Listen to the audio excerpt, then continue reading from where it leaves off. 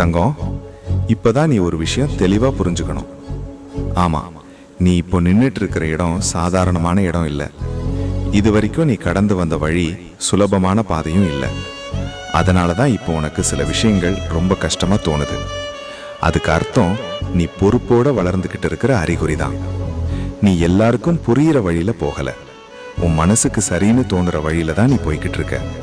அதனால தான் சில நேரம் நீ தனியா நடக்கிற மாதிரி தோணும்.